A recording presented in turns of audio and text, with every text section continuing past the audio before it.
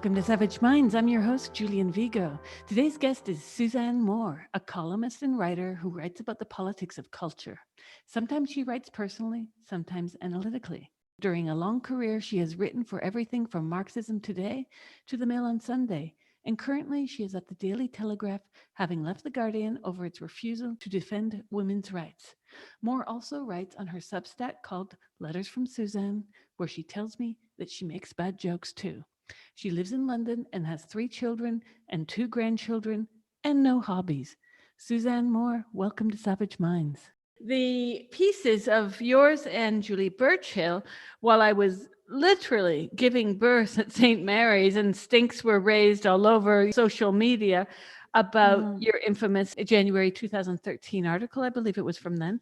And I was really shocked by the silence around this issue from people who I thought at the time would be well placed to speak out. Because I thought, well, where are all the academics? I mean, surely people in academia, if not humanities departments, then surely biology departments would say, speak out on this. And it was interesting to see that academics only spoke out on their private blogs or on underground sources like blogs.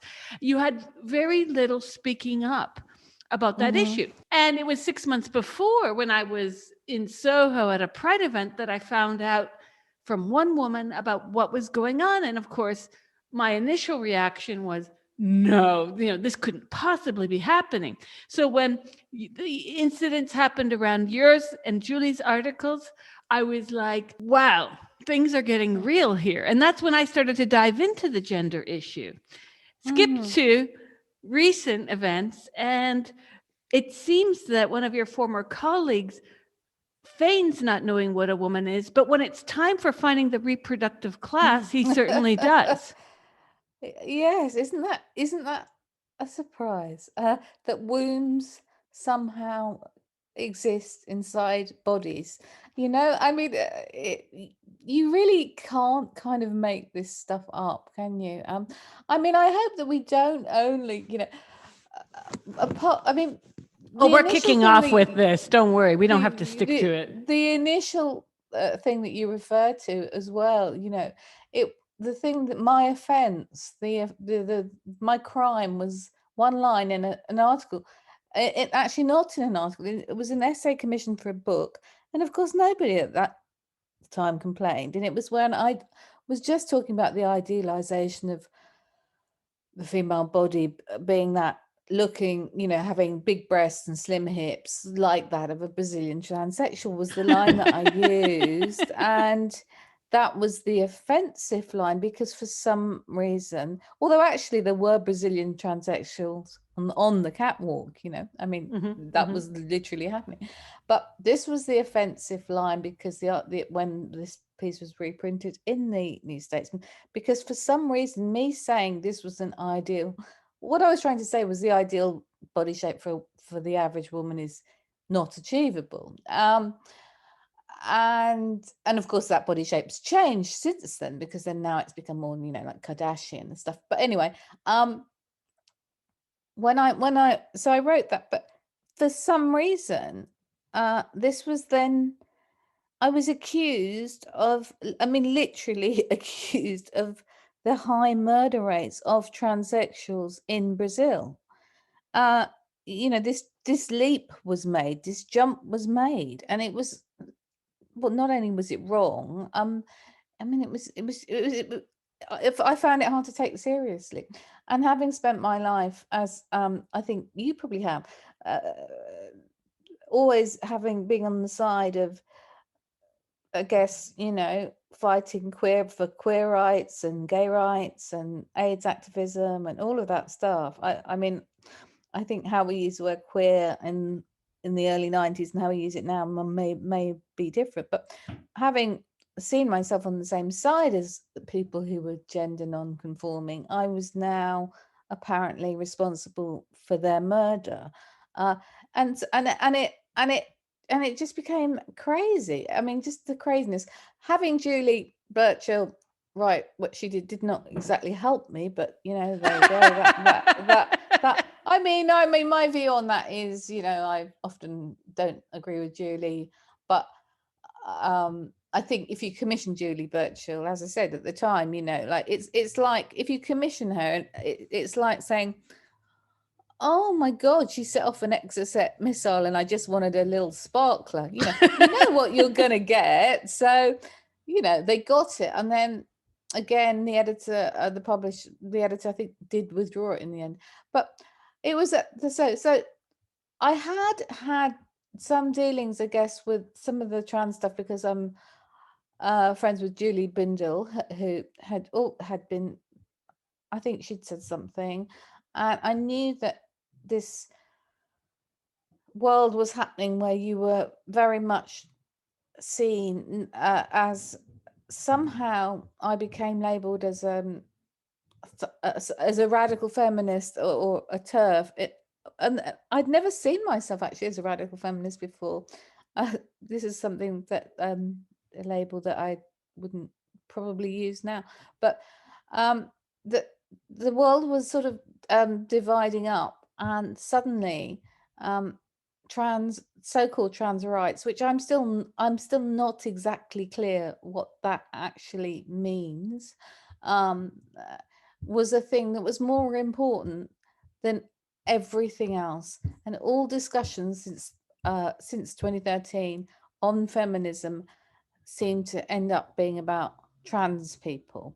Now, I have got not a thing against trans people at all. Trans people brought me up. I lived in New Orleans when I was young. They looked after me. My God, they were like my family. There's nothing. I don't even want to use this word transphobic because I think it's become absolutely meaningless, as I think the word trans has now, because trans now means everything from, somebody who gets off on cross-dressing to a fully transitioned person to somebody who just has a feeling. I mean, can we even define what trans means now? I am astonished by some of the people who call themselves trans, because I mean, it would enable me to call myself trans. It requires so little, if you see what I mean.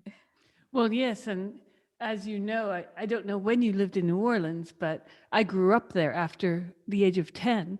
And it was still is, a very multicultural, and Yes. if you're going to categorize gender, Yeah. multi-gender environment. I mean, Mardi Yes. Gras, Yeah. hello? Yeah. Yeah. And always has been. I mean, in the best way that I can say, genuinely kind of quite queer, quite pagan, quite old, quite that the whole Lord of Misrule kind of idea is the gris, the whole of New Orleans is that, and so yeah. And they don't have gender reveal cakes. They have cakes with a baby inside of it. Well, the whole Right? gender reveal thing is but I guess so. Yeah, that stuff happened, and then I kind of felt I got away from it, and then of course you don't get away from it because on social media, any Yeah. I did lose my temper. Also, I did lose my temper and tell someone to, I can't remember exactly. I said I'd cut their dick off. I think I told them to. I think I told them to do that. And you shouldn't do that, because that tweet will then be sort of literally, it's probably framed in somebody's house right now as we speak. These things never go away. But I have actually been. There were certain people who were trying to make bridges, build alliances, conversations. There still are. And I remember going to meetings with trans people. I remember being at a meeting where Julie Bindel had apologized for what she said. She felt she'd been kind of quite cruel in her remarks, and it was a meeting of people trying to kind of like come to some terms about it, and this was long before the argument that erupted again, I guess, around the Gender Recognition Act, which has brought it all up again. But um it was before I was talking, I knew I was going to be talking to you, and I was thinking about how long I've actually been interested in this issue, and I have not actually been that interested in the actual issue of trans people, but I have since the late 80s. I was writing essays on postmodernism and asking what happens to, I called them the new hysterics, with male bodies and optional female subjectivities. So I think I was on to something, if you see what I mean. I was asking what happens to bodies, to flesh and blood women, and I was at the time completely obsessed with Prince. I mean, who wasn't really? And I was all at that song, "If I Was Your Girlfriend," you know, which is an absolutely great song, but that's a man who can occupy every possible position. I am your, I'm your sexual partner, I'm your girlfriend, I'm your best friend. And it, and there's something kind of fantastic in that song. But what isn't in that song is, what does the girlfriend want, if you see what I mean? And that's what I've always want to ask about in even in my, the most popular stuff I do. What, it is the classic thing. What do women want? Where is female desire in this conversation? And I still think that's still the question that all of these debates are kind of avoiding in many ways. I'm like you, I avoid them. I've been talking a lot about them in the last few weeks because of what happened with Biden in the US, certain events also, even Kira Bell in the UK and other events. And I was talking to someone recently and I said, it's really my least favorite subject. I think it derails us from other important issues. For her, it's a very important issue because it's half the population. And I said, well, I agree, it is. It's just sometimes I get really annoyed at having to explain what are truisms. And I think sometimes when we get caught up in having to discuss the fact that sex is immutable, I sort of don't feel comfortable having a conversation that sort of steps us back hundreds and hundreds of years against science. And Mm-hmm. I also think that when you said, what does she want? This entire movement, until recently, was based on a hyper speedy advancement of men's desire to see themselves in certain ways. Mm-hmm. We were their mirror. And so if you remember Nan Goldin's infamous show, later book, of her photos that dealt with drag queens and the drug scene in the East Village, called I Am Your Mirror. Yeah. In recent years, I've been saying to people, I am not your mirror, as a refusal of this, because Yeah, that's interesting. Yeah. I will never know what it's like to feel like X. I happen to be me. I won't know what it's like to be or feel like Suzanne Moore, nor would I make that claim. I can't even say I feel like a woman because I know that biologically I'm a female, sociologically, that is my place, as it were. But I think the problem that I see women having, and many men as well, against, it's not trans people. It's an ideology, a regressive ideology that's sort of advancing very antiquated gender norms Oh, that I absolutely. thought Yeah. we had just sort of like, let's move on. Let's move about, if you want to wear a dress, wear a dress, right? I mean, this is where I feel like, everything is upside down. What is being sold as radical, especially to young people, is in fact a deeply conservative ideology about the self, the true self, the self as sovereign as opposed to social. Uh, I feel that this is the most conservative time for gender roles. I mean, you've never seen so much stuff that's pink or blue, or women that have to look a certain way. I mean, even when I was young, I mean, some people had short hair, some people had long hair, some people had curly hair, whatever. Right now, I mean, girls just have long hair. It's just there. It's in every kind of way. Uh, Gender has become more and more prescriptive, and yet we are continually told that this is a movement that is freeing us of this. And yet there's no I know that you've spoken to some really, really fantastic people, and I mean, anyone who's studied any philosophy, any psychoanalysis will question this notion of finding the true self and whether the true self is sexuality anyway. I mean, I question this. Uh, I mean, Foucault certainly does, doesn't he? I mean, is sexuality the truth of anybody? I happen to think it's not. Um, some people do. Is there an inner self that has to be revealed that is in the wrong body? I don't think there's such a thing. I mean, to submit to this ideology requires me to let go, really, of a lot of existentialism, Freud, loads of it, and I don't understand why the left, in particular, and people who are Marxists actually can go with Yeah. this, because this is an anti-materialist ideology, right? I mean, if you cannot see women as a sex class, if you do not see them as embodied, if you do not see our labor, and yet you're telling me you're a Marxist.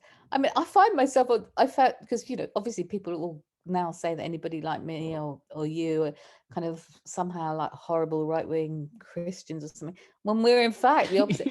But I find it very, very weird that somebody who I wouldn't agree with, somebody like Zizek or somebody, who I would to Yeah. me would be like really sort of hardcore basic Marxist, is he is calling it out, though. He is at least calling it out and saying, come on, a lot of this stuff is kind of rubbish.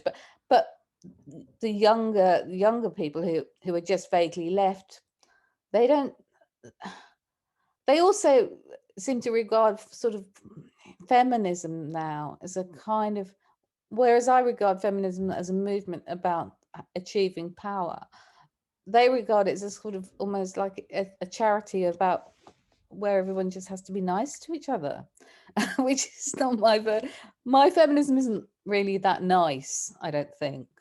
And Well, need feminism be nice? I mean, when you mentioned Julie Bindel making an apology for something she had written, this was way back. yeah, Why should she or you or anyone have to be nice, in the sense of, again, when I talk to a lot of, they're not only trans people, a lot of the trans advocates are not trans. And I say to them, well, you're advancing very right-wing notions of gender.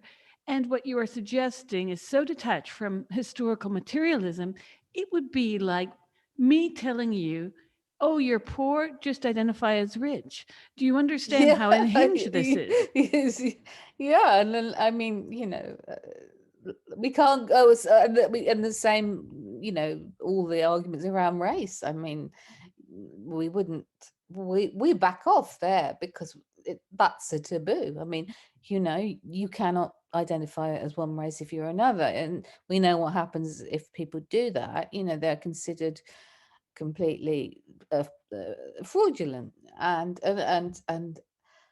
yet for some reason this stuff is, we are told, is the new kind of radical liberation. But I don't know who it's liberating. I mean, I don't know who it Men. is. Well, yeah, Some men. But the thing is this, I think there have been a lot of misaligned assumptions about the left.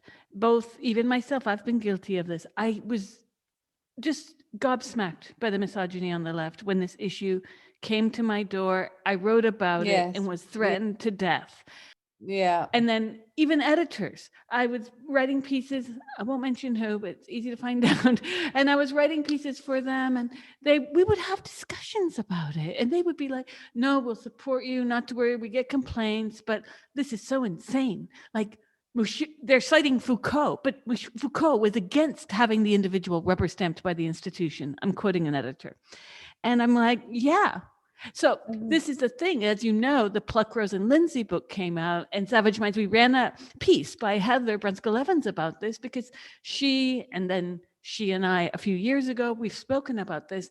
all of these people coming out saying, well, Foucault's guilty of this. He's the godfather of the queer movement. And I'm thinking, wait a sec. John Hinckley Jr. ascribed his attempt to shoot Reagan to Jodie Foster, but we're not holding Jodie Foster culpable here. And I think it's really important that we understand that one, the misreadings of Judith Butler are many, largely because her first book, Gender Trouble, is incoherent. And I say that as someone who's taught it.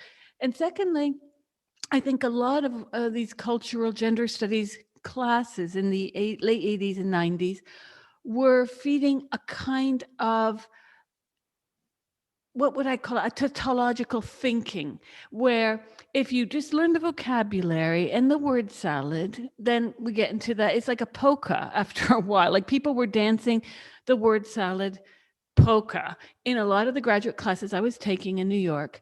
And there was a will to have everyone clued in about what theory was, how theory might be conceived differently from philosophy. But even Zizek and Derrida, and there were loads of people in New York circulating from France directly to New York City. It was the era of the star system, of getting hotshots to come in. I studied with Zizek. I mean, I was very privileged in a way, but at the same time, seeing the aftermath of what was in the early 90s, queer theory was not about changing your body. Butler never once mentioned this in Gender Trouble. Gender Trouble was very much, it was a queering of the body, but it was about the performative of gender as opposed to the assumptions. Yeah. That's just so key to me, what you're saying, because I identified with that moment and that time, and it never occurred to me that it would, that people would actually, 13-year-olds would be having mastectomies, as a result of this. I believe I subscribe to the kind of this idea of gender fluidity and self-expression and stuff. But what you're saying about Butler, who I've also taught, who now says I'm ignorant. I find, there wasn't that much new in Butler, was there? But the idea of performativity is an interesting one. But the question that will always arise for me is, if gender is a performance, why are we compelled to keep repeating that performance? And she doesn't really answer that. But an essay that I go back to, which is long precedes, I think the women around Freud, actually, the early Freudian women, were so interesting on this stuff, like the Masquerade, Joan Riviere, or I think they were onto it in a way, in a way that makes more sense to me than Butler. And I think it's almost not Butler's fault that she became the sort of totem that she did. It seemed to explain, I guess, a lot of the fetish stuff, the drag stuff, all of that. But it mutated, didn't it, into something. I taught in American students for a summer term around that time, and it was really funny for me, as an English person, teaching them, because they were into that theory, but they never understood. They weren't stupid, but they never really understood how much of that French post-structuralist theory, or Judith Butler, came from having from a post-Marxist perspective, because they'd never read Marx, if you see what I mean, because they'd been at school in America. So the theory was kind of free floating. The theory wasn't attached to class or to, even to bodies. Exactly. It was somehow full of fascinating and interesting ideas, and especially in terms of culture, art, music, performance. You had artists who really could represent this wonderful idea of everybody can be everything. But then for me, quite quickly, as I said, I saw it as a kind of gender tourism, and and yes, a performance, but I didn't see I didn't know that I would be, like you, receiving death threats. I did not know that the language of some trans rights activists would be that of men's rights activists. I did not know that would end up being very much the same. And having experienced it, I can tell you that it is. And I can also say that a lot of these people themselves are not trans, and do that cause nothing but harm. They are simply misogynist. There are a lot of hanger-oners and MRAs in this movement, and so it's hard to tell virtually who is who. Yeah, you just don't know. You just don't know. And I mean, and then also, of course, the way that the whole argument is always focused on trans women, and very, very, and not really on trans men at all. That already tells you something about who's propelling the discourse, I think. Well, also the fact that in recent years, with the 4,000% increase of referrals of adolescent females to the Tavistock, we're seeing now where more and more girls are the ones doing the surgical and medical interventions, and the males are not. So it's who's doing the heavy lifting.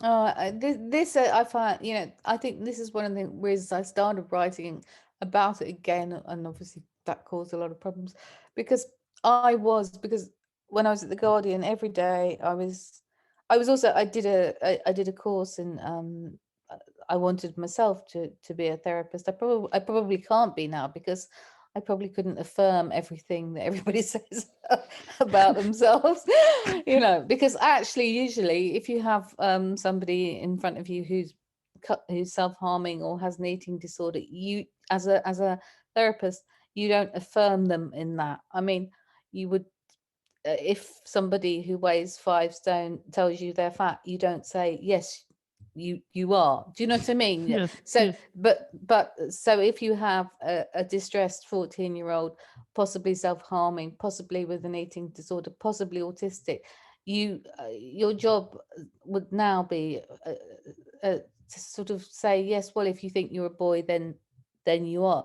I would find that, as I say, I'd find that hard to say, but the the the distress of teenage girls in their bodies, without, this has gone without the trans stuff, is a massive problem, and anybody who works with kids will tell you that, and they are just, it's a huge problem to be in a female body and to feel comfortable for a lot of too many of our young women. And the answer to that question is, the answer to their distress is not surgery or puberty blockers, or it's probably, a lot of support and a lot of help that nobody really has the money to give them. But the idea as well that these children are all threatening suicide. Well, do you know what? If any decent therapist will ask a distressed person at some point, do you ever think about not being here? And a distressed person will nearly always say, yes, I do. So even when these figures are thrown around about suicidal ideation, I question them, not because I don't think there's a huge amount of distress out there, not because I don't think that trans kids and trans people have a hard time, but just the level of kind of emotional blackmail that is used to say that if we do not do these things, these poor children will kill themselves. I mean, I find that whole part of arguing for trans rights, just really, what's the word? What are the ethics here? What are the ethics of the professionals? Oh, and why I started talking about it was because every day, because people did know my position, I was on a therapy course, and obviously I was hearing stuff that was going on. Nothing that went on in the Tavistock had been unproblematic. People had been trying to say stuff since 2005. people had been telling us at the Guardian, telling journalists, people had wanted to investigate. It was only the BBC and the Times did. The fact, it was one of the reasons that I got so frustrated with the Guardian, the fact that you have people who have worked there for many years, that you have got doctors writing to you, nurses, I can't say the word, endocrinologists writing to you, people telling you that after only 3 sessions, that's 3 50-minute sessions, someone can be given hormones. The fact that the Guardian did not want to investigate that particular story because it did not fit their ideology really made me question, as a journalist, what was going on. Because of course, if people come to you with a story about an institution and things are going wrong and you have the whistleblowers there, that is the story that you must do. And yes, it will be uncomfortable, but they just didn't want to do it because it doesn't fit. It doesn't tick the boxes of what they think their readers are or want. And this was very much influenced too by what was going on in the States, because the Guardian is in direct competition with the New York Times, and they consider that their younger readers, wouldn't like anything that was perceived to be anti-trans. Right.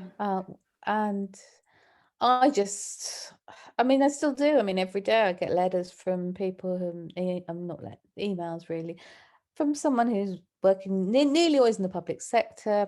They're teachers, they're social workers, they're nurses, and they, they're having their class, say a little boy wants to wear a skirt, and they think that's perfectly fine, and they're quite happy for that to happen, but they do not want this kid whisked kind of labeled as anything, and they do not want to speak up. They're scared that they will lose their jobs. They're scared that they will be, seen as transphobic, because that's the word that's thrown at you. It's like being called a racist in the way that there's nothing that you can ever say or do to change it once someone's called you that. Well, it's an awesome machinery we've been handed, because I wrote my first piece. I was warned by many women with whom I spoke, and I interviewed for the piece. They said, be prepared. And I was thinking, yeah. I had no idea at all how bad it was going to be, because it got so bad I had to leave the country. The rape and death threats were so unbelievably bad, and the Met did nothing. And I was offered a lecturing gig in the summer that year in Armenia. So I went, and I left for 2 months because I felt like I was going crazy. I couldn't leave my house without being worried that people were going to gun me down or something, because the threats were really frightening.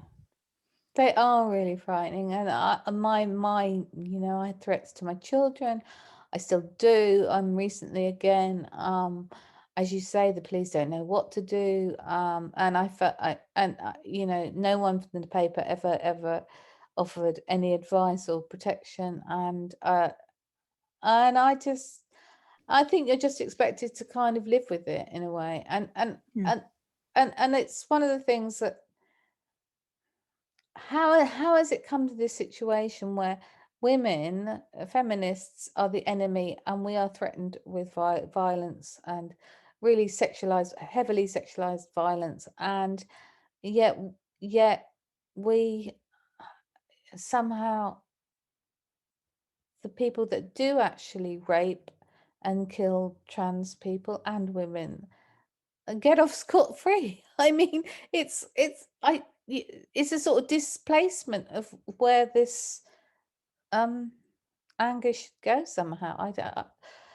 I find it, some, just like, I don't know, I'm sure you have this, like, there are days where, like, I can wake up and I'm all right, and it can, like, wash over me. And there are other days where, I just can't read this stuff or think about it, or because otherwise I'd never write another thing, and it just paralyzes you, and it is designed to silence you. That is what it, and it, I think for most people, it does silence them. It does. Around 2002, I was picked up my friends at the train station in Woodstock. We were driving back to their house, and they had two kids in the back seat as well with me. And someone said the word gender. And I said, no, you mean sex. And my friend said, no, it's gender. And I said, well, you're talking about male, female, that's sex. And they said, no, now we use the word gender to describe male, female. Gender has meant masculine, feminine for most of the 20th century. How did it now become this politesse of avoiding, you know, how Americans are known to be prudish, so we don't have to say the S word, but we can say gender. And I think that kind of maneuver is what has ushered in some of the madness, because gender trouble was about looking at the domain of feminine and masculine performativities. It wasn't about what a woman really is, and it was queering the body, the performative body, as it were. So Yeah. I'm thinking, is theory mostly to blame for this, or misreading theory? Is this, many people have theorized that this is about elitism, because many of the theorists and the people who push this ideology are very privileged people. They can be white or not. I mean, the people who started Yeah. Black Lives Matter are pushing this, and they're definitely not white, but they are definitely upper middle class. Is there something elitist about pushing an identity that you don't have to worry about jobs or housing, but call me Zer?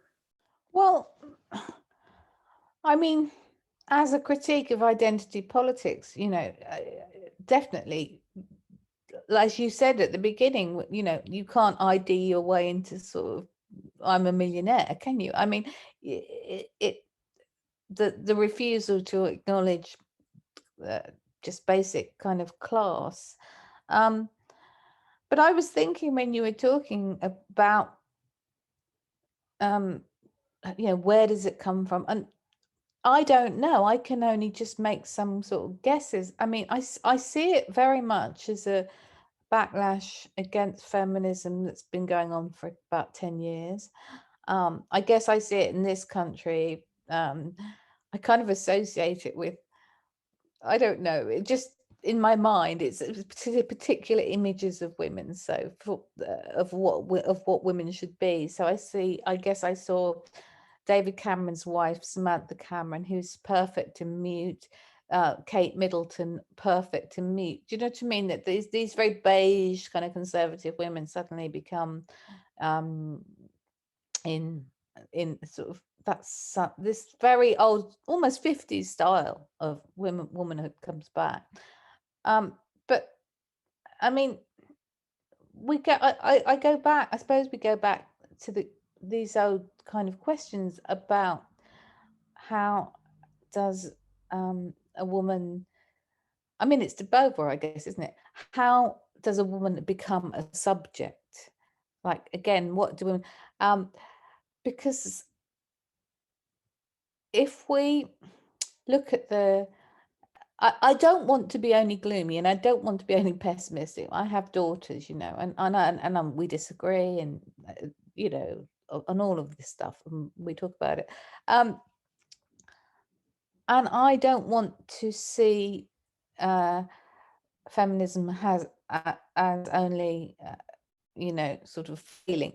I try to remind myself often of what's changed and what's been good.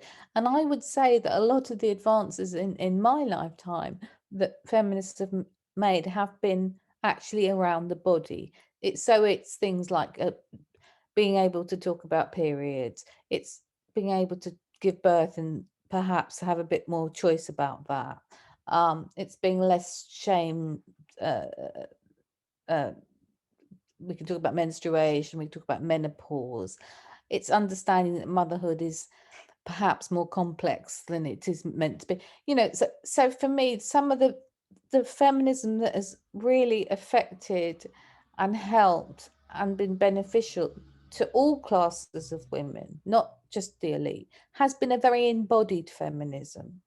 And I would say, whether we're talking about menstrual huts in Nepal or FGM in, Somaliland or whatever, the feminism that I want to talk about is very attached to actually what it is to live in a female body. Now, I live in a female body like you. I have no clue what cis means, but I know I'm not, because I've never ever felt the inside match the outside, and I don't know anyone who does. I mean, I think the idea that you might feel this is so far from any reality that I can understand at all. That I've, I don't think the inner self or the thinking mind is gendered in that way. But I think it's just really important that if feminism is a movement to empower, I don't like that word empower, but to make things better for women, then the things that we need to talk about, like rape, equal pay, violence against women, all these things, that we can talk about them in a way that isn't just this elite theory, although I'm very interested in theory. And when your friends start talking about gender, for instance, in the car, if you say to the average person, and polls will show this, if you say to most people in this country, you do support trans people and trans rights, the majority of people are pretty liberal and say, yeah, sure, because that's the kind thing, right? If you say, how do you feel about somebody with fully functioning male genitalia being in a changing room with your daughter, or they go, hang on a minute, so it's when you sort of get, and I know we're always accused of being obsessed with genitalia and all of that, and throw that one at us, I don't care. But the fact is that the politics of this, you can be Judith Butler in a kind of, and live in this elitist kind of way, and write books that are deliberately difficult. I'm sorry, this really is one of the reasons that I had to leave academia, because it's deliberately difficult when what she's saying is quite simple sometimes. I find this desire to not communicate a very strange performance, but if you want to make political change, then you want to make that political change for the women who probably aren't going to read Judith Butler. I mean, when I read here, and I think it's even worse in the States, the high maternal death rates of Black women, for instance, here, it is shocking. It's absolutely shocking. I didn't know it was. I knew about the States. I've only recently just read that Black women in England giving birth are 4 times as likely to die as a white woman. Now that's still rare, but it's still terrible. I mean, and so these are the sorts of issues that I want to be addressed, and they don't really, to be honest, involve any discussion of trans identified people, do they? I mean, they are, and yet we must now not exclude them somehow. So must, even in a discussion about maternal death of Black women, we must talk about birthing parents or something. We must, the language has become erased, and this is my resentment to this about this trans ideology is this this pushing, this shoving away, shoving out the actual everyday, normal, ordinary, but dramatic and important experiences of women. And I don't understand, like you, how it's happened. You're listening to Savage Minds, and we hope you're enjoying the show. Please consider subscribing. We don't accept any money from corporate or commercial sponsors, and we depend upon listeners and readers just like you. Now, back to our show.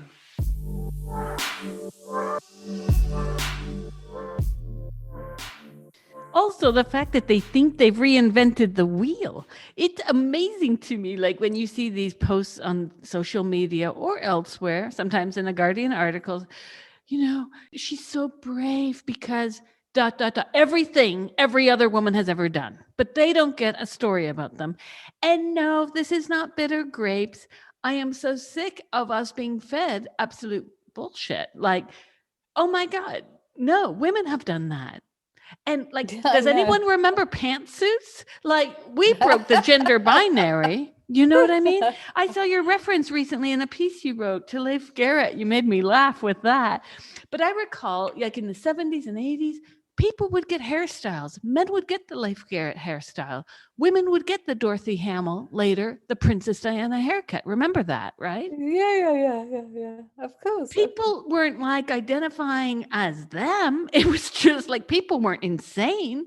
They knew they weren't Leif Garrett or Princess Diana, but somehow we have an elite class of people trying to hang on to the most obscure references and backhanded maneuvers that are just theoretically impossible, but yet it's being taught for individuals to have themselves called men or women.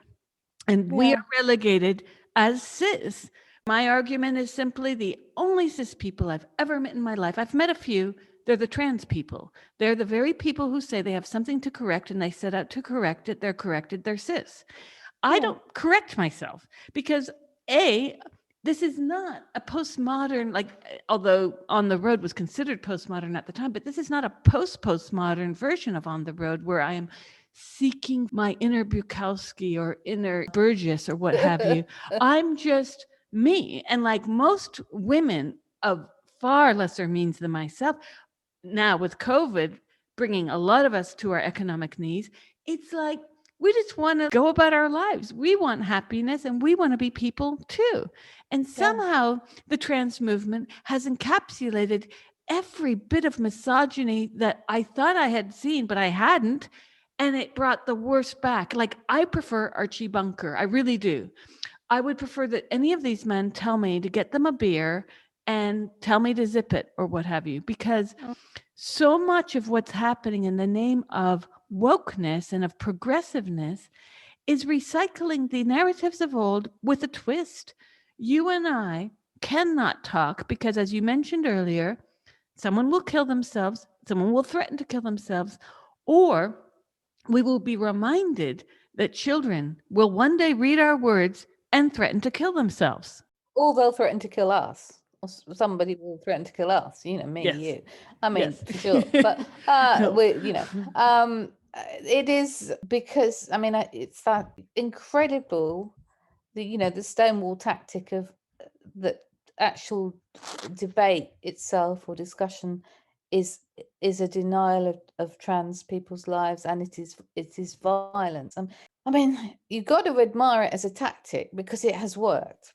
It Yeah. has shut down. I mean, I have emails from doctors who don't like to say male and female now, and have been told not to. I mean, doctors. I mean, it's Mhm. that kind of level of insanity. But I mean, what do you feel optimistic about? Because sometimes I think we've got to a peak with it now, and it can't get any worse. And I think that when people begin to understand, like that you cannot say the word women, quite a lot of women who are not particularly politicized around this subject will just say, yes, hang on, I'm not a cervix haver, I'm a woman. Mhm. It seems to me that it's a basic kind of common sense, but the capture that you've talked about in institutions and NGOs, and I mean, I was so shocked. I'm still shocked by the Amnesty poster when women were out on the streets complaining about the tightening of basically making abortion illegal in Poland. Mhm. Amnesty produced posters saying we stand with the people of Poland, because they couldn't say women. And you were like, well, which people? I mean, do you stand with the government? I mean, like, what the hell does this even mean? I mean, so you sort of, you kind of end up with stuff that is absolutely meaningless, and I mean, most just on a sort of, most health professionals, I mean, what part of London I live in, I mean, there are many languages spoken, and it's really important for women to go and have cervical smears, and they, you know, they need to be told that women need to come in, and they do not need to be told in Turkish the word cervix, because they won't, it won't, it won't work. So I think you've got real frustration in the profession sometimes about just the language, because most people actually just do want to do their jobs. They want to use language that works. They want to be inclusive. And this, and, if anybody knows that they've got a cervix or a prostate gland, it will surely be someone who's transitioned, because they would be surely more aware of what their bodily parts were than almost anybody else, don't you think? Well, yes, except we're not seeing prostate havers come in for your exams, are No, we? no, we're not, and I don't suppose we ever will. And I mean, it's always interesting to hear um, trans men talk about some of the issues, the health issues that they have, and even, when they're extremely happy with their transition, that, this is a big deal. The effects of this stuff are long term. Um, uh, but I guess, in the States, where, because we're told, why are British people, so transphobic, all us English turfs, an American feminist, always, Rebecca Solnit and all that. I always feel like I always feel, I'm sorry, I'm going to be a bit, sort of a bit of a stroppy Brit here, but I'm a little bit like, get your own house in order. In this country, healthcare is free, abortion is legal and free. If you want to transition, it's not easy, but it's free. Do you understand? In America, of course, you are being sold every kind of operation as soon as you can possibly afford it, and every hormone that you want to take as soon as you can afford it. So you don't even have maternity leave in the States. So can let's not sort of get into a battle about who's the best feminist, but let's understand that women here were just not happy with being asked to give up single sex spaces, and being told that organizing around our sex based rights was to be a member of a hate group, which was, as you know, part of the Labour Party leaders' pledges. And I mean, that just caused lots of people I know, lots of left leaning people, lots of Labour women, trade union women, people who spent their entire lives fighting for gay rights, often lesbians themselves. Where did that leave them, to be told that they were now a member of a hate group? I mean, this is where you just feel, my God, this this movement is actually just now expelling any awkward women, to a point where you're just going to have these men and their handmaidens, and Well, I'm worried about what will take over as well. We're going to just make all these weird analyses that hold no water, because Foucault was very focused on deconstructing the mental hospital or the prisons or the Catholic priests' hold over the body and being able to codify it with certain virtues. He would have been against this. But okay, let's just make up new fictions. And I get worried that now, both in and out of academia, the fictions are spiraling out of control. yeah, And then, of course, the news last week about Foucault allegedly. yeah, Again, this is all very weird to me, and I question this Guy Sermon, a French-American scholar who claimed that in 1969, Foucault had practiced pedophilia by paying for little boys. He had so many details in there in his description. And then on French TV, I went and saw all the clips. I'm thinking, why is no one criticizing him? Like, if I'm going to sit on something like that and for 50 something years and not go to the police, that's odd. At the same time, as much as I believe in women's rights, and that obviously we all know rape and pedophilia, well, pedophilia is a form of rape, is bad.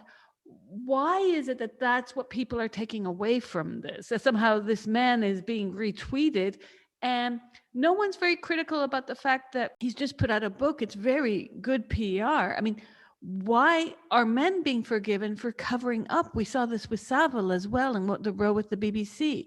In fact, we see this every time. What happened with Jeffrey Epstein in the States? How many people knew what he was doing? Men Yeah. cover for men. And Yeah. then we're going to attach ourselves to, well, I'd like to see evidence of Foucault having raped children instead of a one-off accusation by a guy selling a book. Sorry, I'm a bit cynical here. And this then got retweeted by some feminists as, see, he was all for child rape. And I'm thinking, oh, and this is what they're talking about.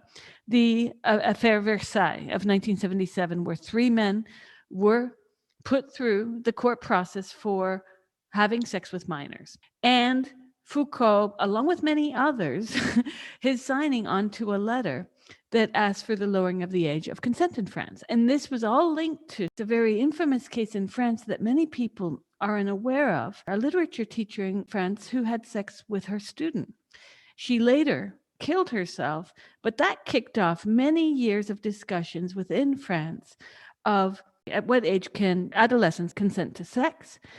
And Foucault was involved with this because gay men were not allowed to have sex at the same age as heterosexual men. In many countries, in the UK, Canada, and Western Australia, there were separate ages. It was 16 if you were straight, 18 if you were gay. So that's what the conversation was about. So I do get a little annoyed when I see complete misrepresentations. Again, pedophilia is thrown out. I take pedophilia very seriously. As someone who's worked on child trafficking for many years, there are certain things that I can't unthink or unsee because I had to think about it and see it in my work. So I don't like to mix the two. I like facts on the one hand.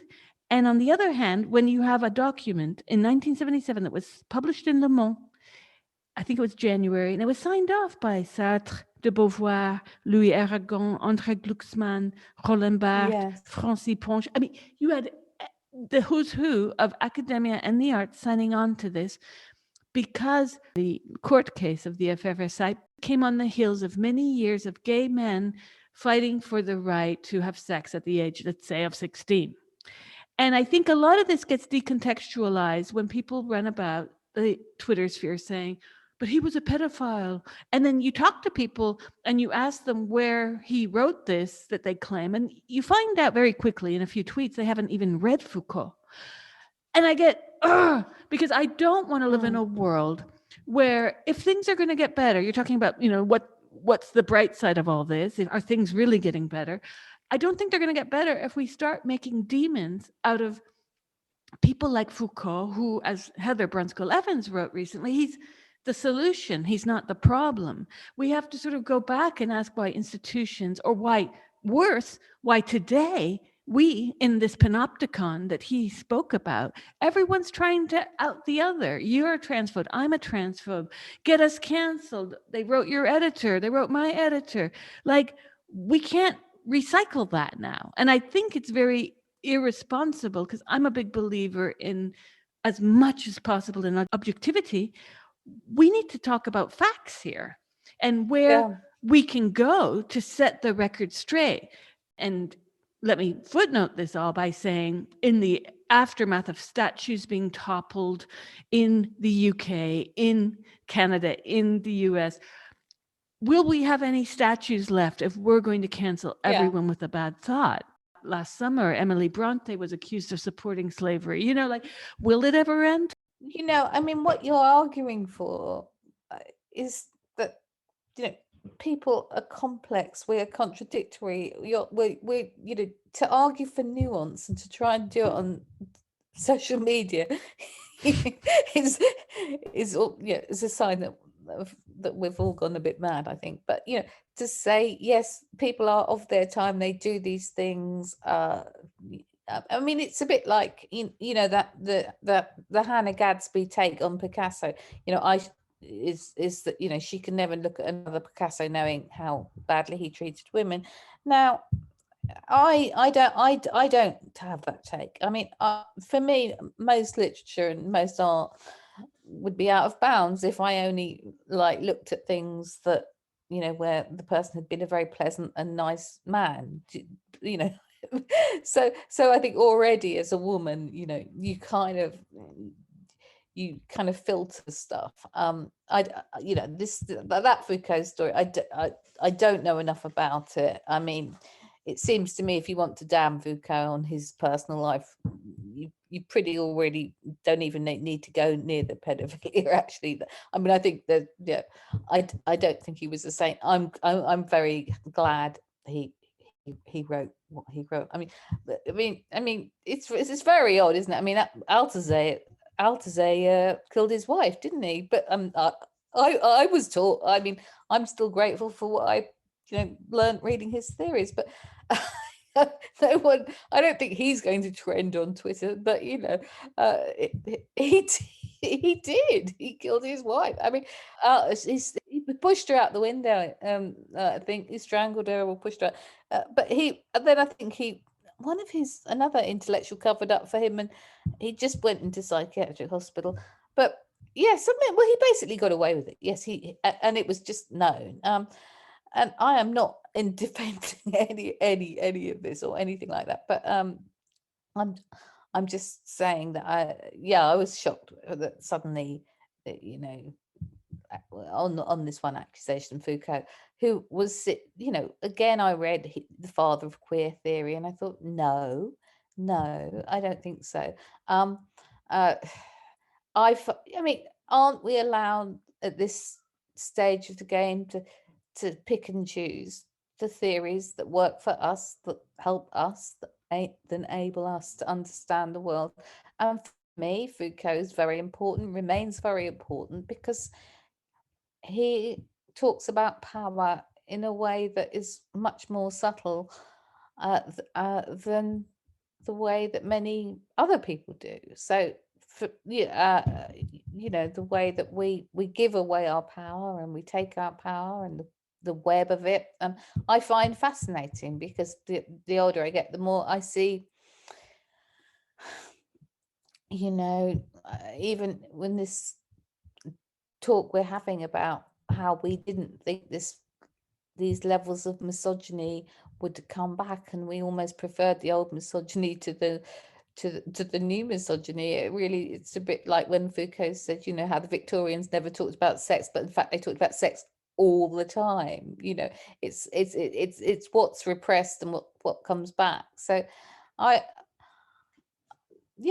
interested in theories of power, and that's almost feels, just me saying that as a feminist, feels almost strange now, because I'm not meant to be interested in power. I'm meant to be interested in being kind and nice, you know, as we started talking about at the beginning.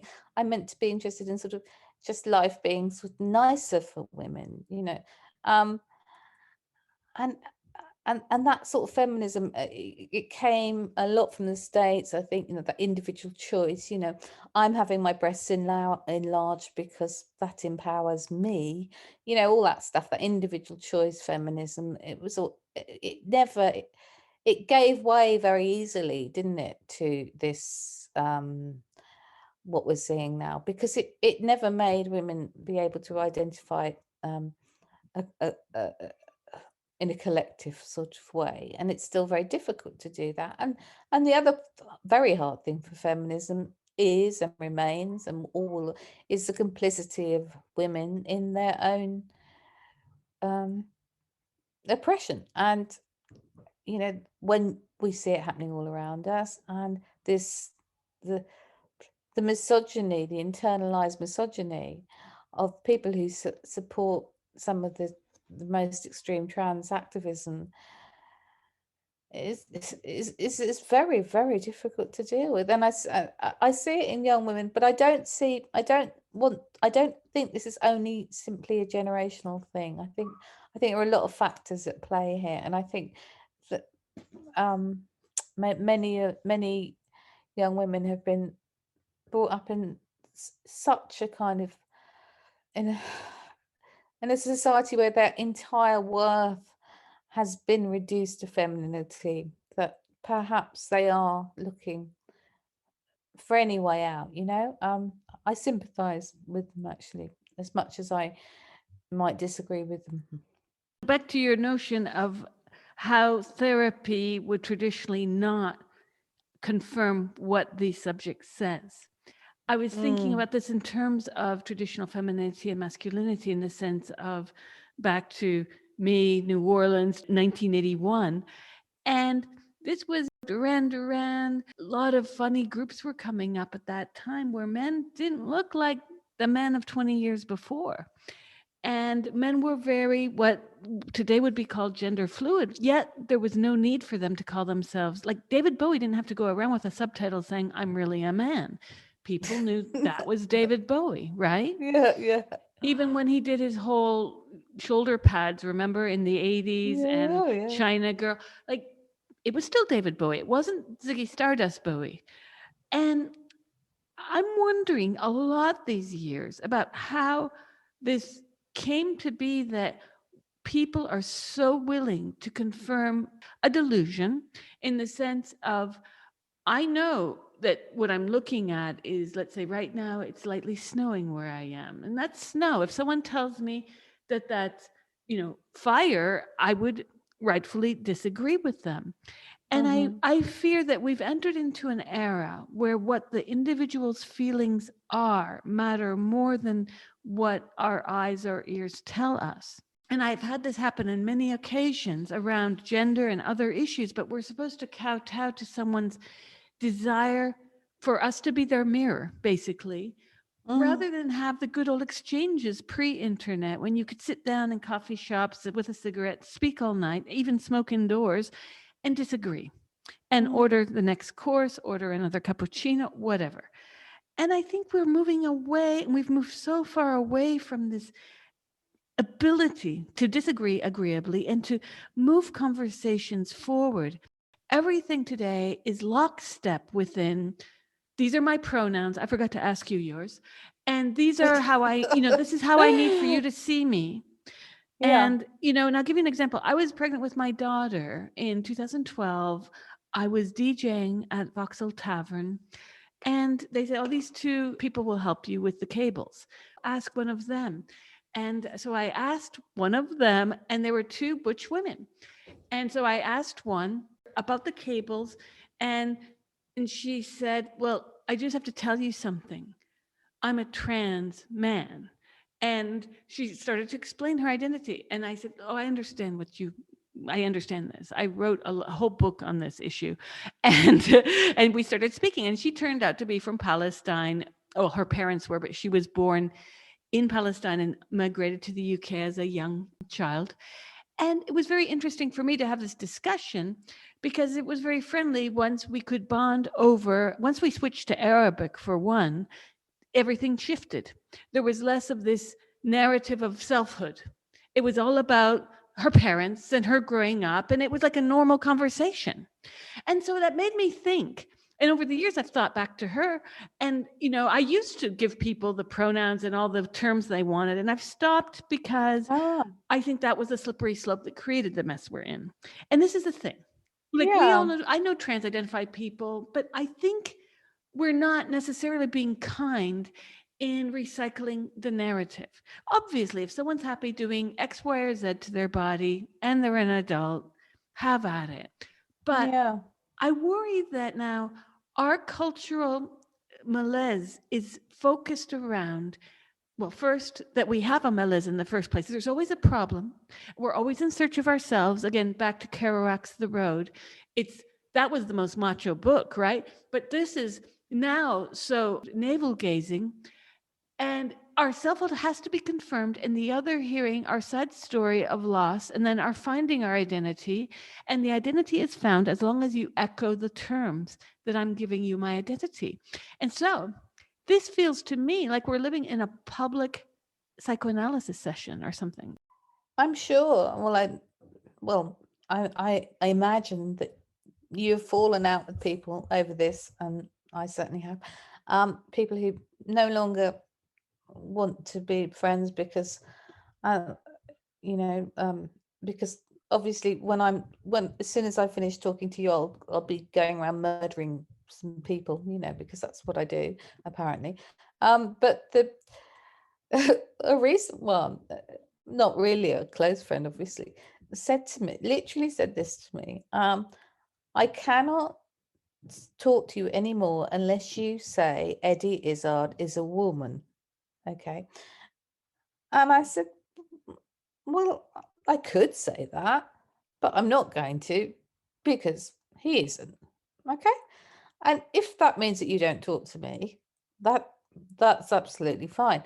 I mean, it was it's batshit crazy. I'm sorry. Eddie Izzard may call himself a woman. He can think he can talk this rubbish about girl mode, boy mode, whatever. He can think whatever he likes. But no, I'm sorry, he's not a woman, and I would not say that to a friend of mine. And it's sort of it's like that McCarthyite language, you have to say this thing, and you just like, no, I'm not going to. If I'm with anyone who wants to be called she or he, or I'm pretty polite. I'm pretty a polite person. I mean, all the trans people I know have asked me. Oh, one of my friends who said, "Can you call me he?" And I said, "Oh, thank God. At least it's not they, because I find they really difficult." I said, "He, I can do. They, it's not good."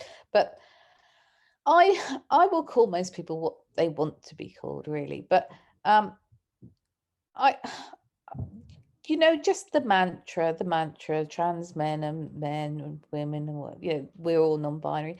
I find this increasingly meaningless. I find no definition of non-binary that everyone doesn't fit into. I mean, I don't even understand it, because I thought that when I was involved in the kind of sexual politics, cultural politics that were interesting to me, the whole idea was that the binary was a social construct that had really often very bad consequences for both genders, for both men and women. It pushed them into stereotypical roles that were not good for either of them.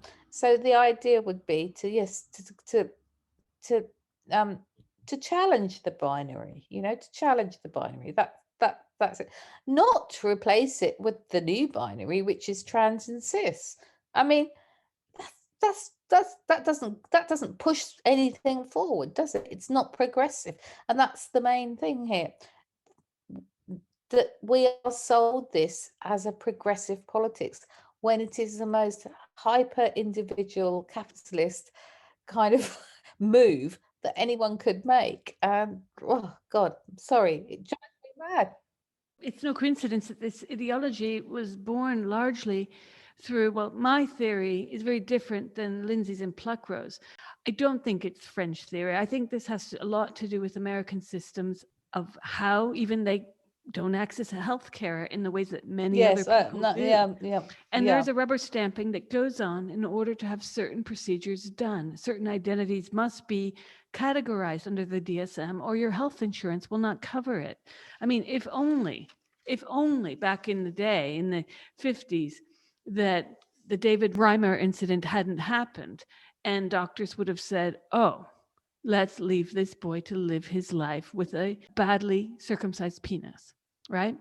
Instead of the machinations that began the era of transsexual surgeries. And it's troubling to me that in all this, the notion that there is a true spirit to match the outside. I mean, this is the heart of medieval religiosity, that we have to match our inner spirit to our outer and have them be cleansed, as it were. No, I mean, this is why, this is why I say, I don't believe this. I don't feel it. I don't think it. It requires me to give up any kind of idea of existential thought that I'm interested in. It requires me not to understand any psychoanalysis. It requires me not to, as you keep saying, not to believe my own eyes or trust my own actual subjectivity. And it gives me no space for me to express myself as a woman in a woman's body. Uh, and this is my objection. I mean, for someone, what I must say I'm being contradictory here, because obviously I'm getting space because I'm talking to you, we're doing a podcast and stuff. But I mean, the movement, if it had its way, would not have us talking to each other. I mean, that's just a fact, and it's a horrible fact. And uh, if we stop talking to each other, I mean, I would say to anybody who's listening to this, who does listen to this, that you probably feel a bit, fed up and alone. And actually, the more you talk about it, the more you will find that many, many, many, many other women, and other men too, of course, feel like this. And that we are not this horrible minority of bigots who want to stop a small percentage of people living their best lives. We're just simply people who want to center women in and children at the heart of much of our activism. I mean, that's how I would put it. Absolutely. I mean, we need to be talking more with each other, and this culture of stabbing people where it hurts, like getting them deplatformed, fired. I've met one person who lost his housing for hosting a feminist event. This has Oh, got to stop. it's just terrible. I mean, the offending article I wrote in The Guardian was in defence of Selena Todd, who is a professor of history, working class history at Oxford, walking around with security guards. Kathleen Stock now is having a very hard time at Sussex. Most people won't have heard of these um, academics until their students or somebody, complains. And yeah, the idea that women professors need to walk around with security guards, surely, I mean, wherever you are in this debate, surely that must make you think, hang on a minute, that's not right. I mean, it's a kind of, no, I mean, I could go on for ages. What is the way out? I mean, you wrote me about academia versus journalism, and I'm wondering if maybe journalism is one of the possible culprits in this, in the sense of Yes, certain publications that run the affirming pieces and the brave and yeah. proud pieces. But might journalism also be a way out, possibly? Not just the type you do, but are editors cluing in that maybe, and not just about this subject either, maybe we shouldn't be giving the people what they want, as it were? Well, I hope so. And it's a sadness to me that I can write what I want to write and say what I want to say in the right wing press and not in the left wing press. I mean, that to me, that's not that's what's happened. And so the Times, the Telegraph, the Spectator will cover this stuff. The Guardian won't. The BBC is a bit scared because of it's stonewalled up. I think that if people want, I think editors are watching a lot the response of their readers, and it's a sort of consumer-led industry in some ways. So I think that journalism, good journalism, will go to these difficult places. And I think we all have to ignore Twitter a bit more, because that's just not real life, and that's where a lot of the really extreme activism goes on, and maybe sort of slow the pace down a bit. I also appreciate it when I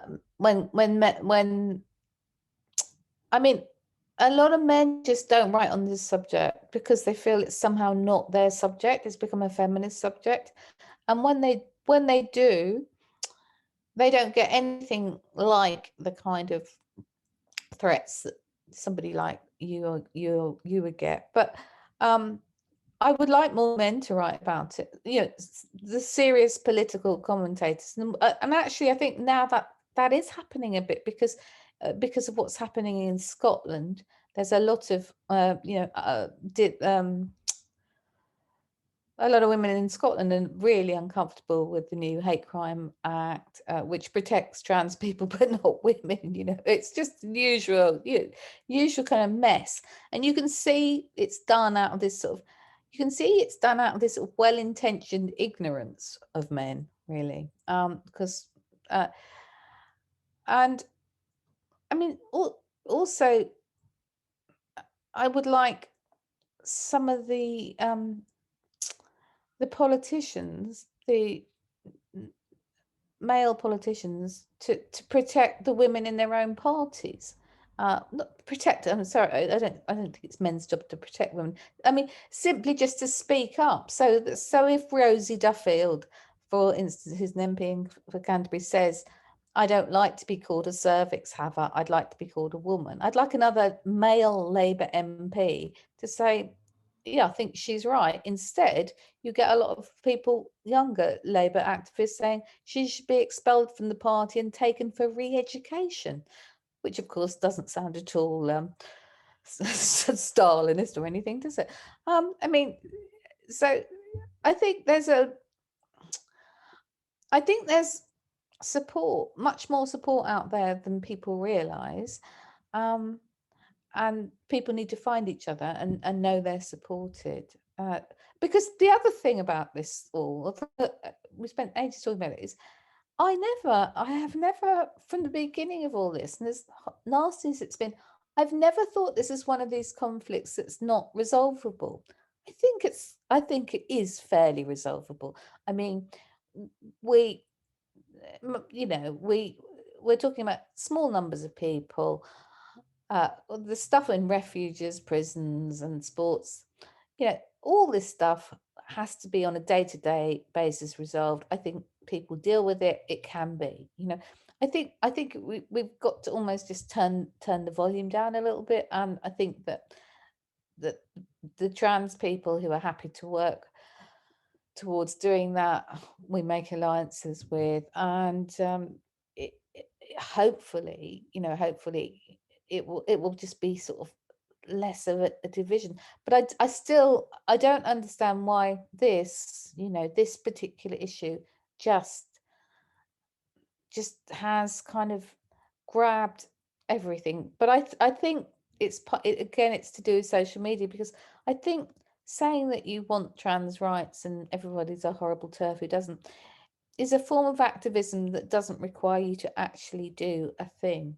It doesn't require anything, does it? I mean, the activism that changes things, whether it's the abortion laws in Ireland or something, I knew people who were working on that for 30 years. I mean, it's day in, day out, day in, day out, I mean, activism is boring. It's a slog. It's going to meetings, just going on Twitter and saying, that we are a horrible, a horrible turf, or sort of whatever we are,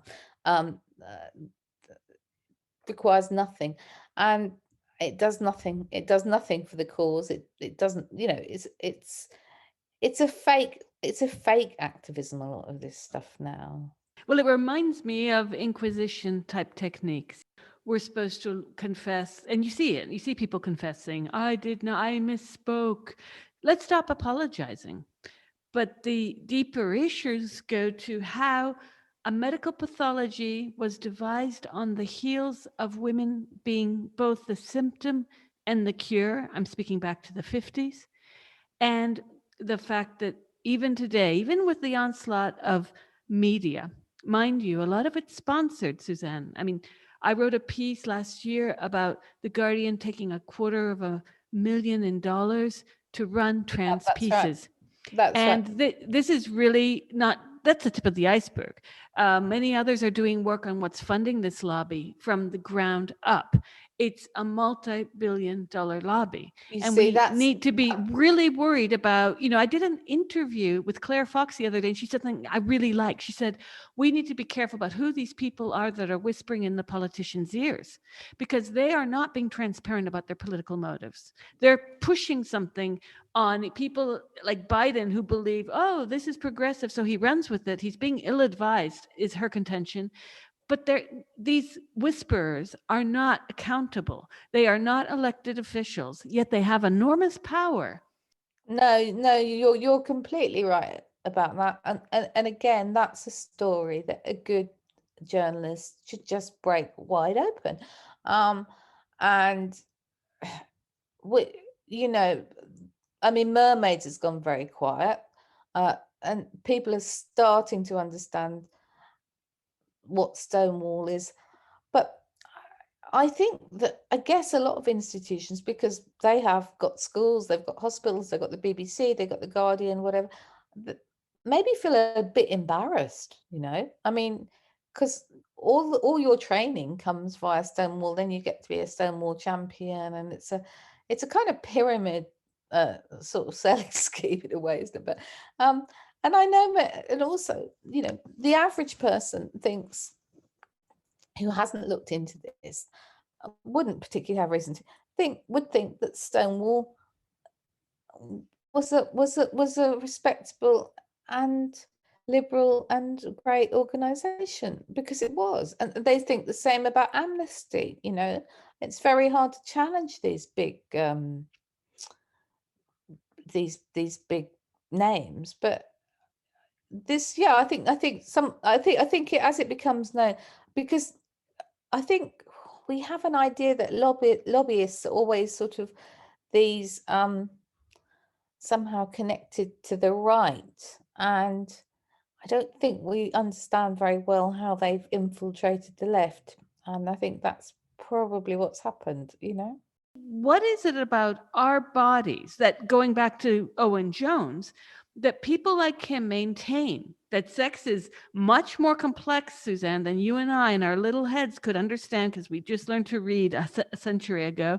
And so these men will inform us that we got biology all wrong, but they somehow, and it's just a coincidence, but they somehow know exactly where to go when they need offspring.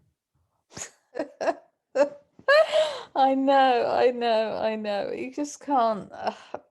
Yeah. I mean, I don't think. I guess. I guess the shock of it all is, the misogyny that is not. I guess it's just not really hidden anymore. And I, some people say, well, it was always there, and then and now you can see it, and other people say social media has like let it all come out. And I don't know which way round that is, but I do know that it's increasing. It's very obvious, if you look at somebody like Owen, who I knew, who just simply will not listen to women who disagree with him. He has a few women he will listen to because they think he's great, but he just doesn't listen to other. There's several. I mean, there's many people I could name like that. And just this inability to listen to women is like you say, the same inability to, you see snow outside and I tell you, well, no, that's not snow. It's just, I will not hear this, I will not see it, because it does not fit into things that I want, how I want the world to be.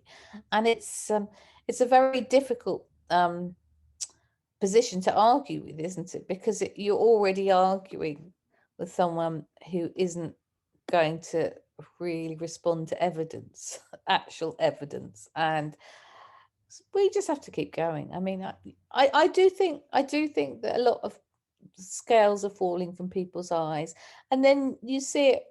I mean, you see something like Mumsnet, which is always dismissed as, just awful middle class women, but I mean, they get it, they understand it.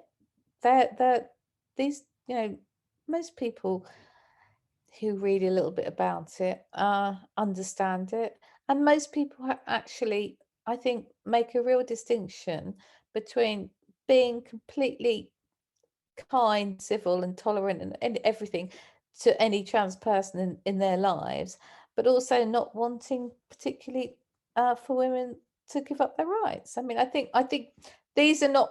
This is not incompatible. You can be absolutely on the side of women, and you can be absolutely making sure that trans people have the best healthcare and the best, the best possible lives, the least discrimination possible. But they actually, in law here, have those rights anyway. That's right. They do. That's right. They do. But try telling people that. Well, yeah, Try you telling, just because when I think we start, when people say I'm for trans rights, I often say, which ones? Which right do you want them to have that they don't have? And beyond self ID, which they can't. I mean, there isn't one. why has it become this social change is now the bad thing? Because those of us who are called right wingers, even though we're not, we're the ones on the left saying, let's make society better to embrace these people.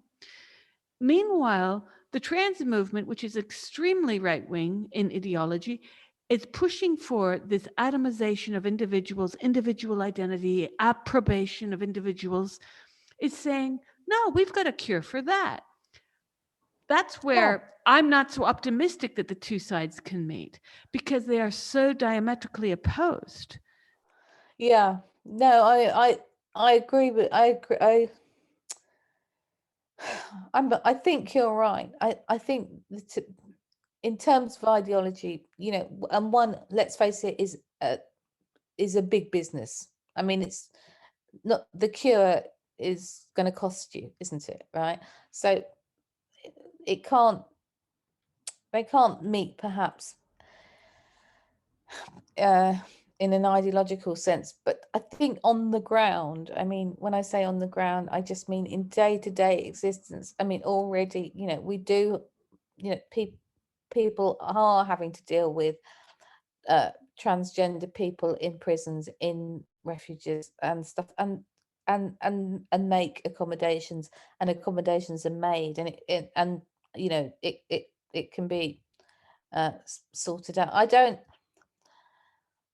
don't know how it got to this point where the answer, I mean, I don't even know if I believe in a thing called gender dysphoria. I mean, I don't like, yeah, I mean, I don't really know if I accept that as a, yeah, I mean, I'm questioning it, is all I'm doing. But the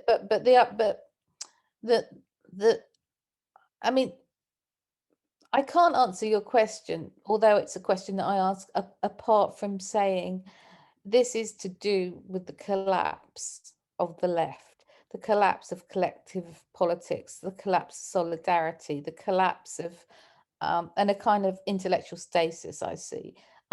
Because there was a time where I could say to someone, okay, I'm from this class, you're or this, I'm white, you're black, I'm straight, you're gay, whatever.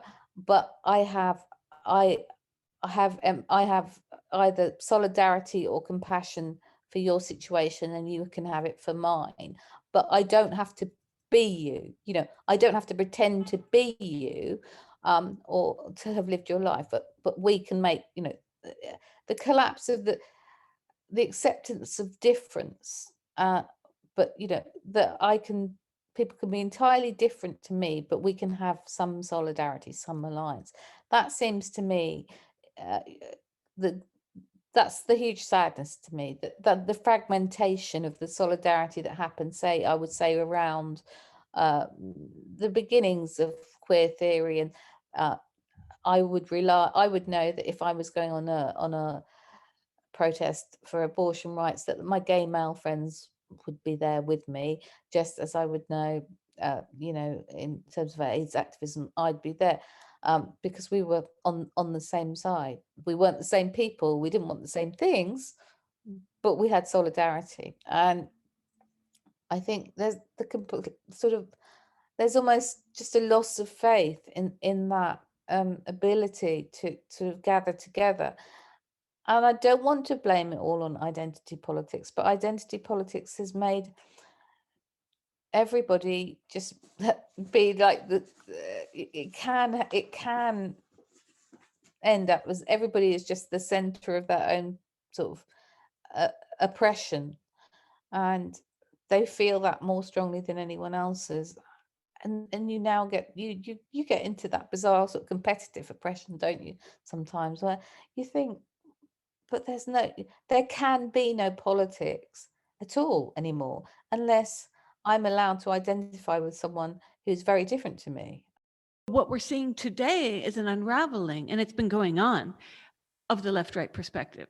No longer is the Yeah. left, as you mentioned, concerned with the working class issues, the poor. I'm seeing more of that concern, especially during lockdown, bizarrely, from the right. We're seeing the left being the class that's like, lockdown, get an Uber, order your Deliveroo. And I'm thinking, whoa, has the left become posh? I think to ask what the left is now, because yeah, obviously we've just had massive state intervention because of COVID, and how does the left then kind of reconstruct itself in opposition to this? These are really, really big questions. And meanwhile, the left is busy expelling heretics who think that there is such a thing as biological sex. It's almost like, let's let's let's not deal with the really, really, really big things. But for some time, I think the left has been quite stuck intellectually. I mean, my daughter, my middle daughter, went to Goldsmiths, and I was expecting her. She studied very much what I studied only 30 years later, and I was shocked by that. Not because I thought what I studied was not good, but I was like, oh, I wonder, apart from doing a lot of stuff on decolonization, which was good, I felt that a lot of the stuff was just reruns, and I wanted to know who the new kids on the block were, if you like, in terms of theory and stuff. And I didn't. I felt like not a lot's been happening really intellectually. We're a bit stuck. Although, I mean, you get writers that come up who package it in a way that makes it interesting for a new generation, like somebody like Mark Fisher, who's really, interesting writer, but basically just takes his cultural references from popular culture and rewrites sort of Frederick Jameson or something. But I think that maybe it's different in Europe and maybe it's different in the States, but we're still talking about Foucault, I mean, like who's the new, who is the new Foucault? Who is the new, Barthes? Who's the new Baudrillard? Like are we going to go back to these old guys always? I believe that there must be some really interesting thinking. And when I was doing my therapy course, I was going back and reading a lot of the old, the existentialists, and thinking, God, we're going to go back. And then I guess I was thinking to myself, I guess when I get into the second part of the course, there'll be a lot of this, new people writing this stuff. But it isn't. But there wasn't. It's just you go back to, that you just go back to Heidegger and Sartre and all of this, and there was nothing wrong with that. I mean, I enjoyed it a lot. I really enjoyed reading Freud again, because it made me see, I guess, it made me feel how modern those people were, and I see that they were radical, and that we're not living in a radical time. I think we're living in a really conservative time.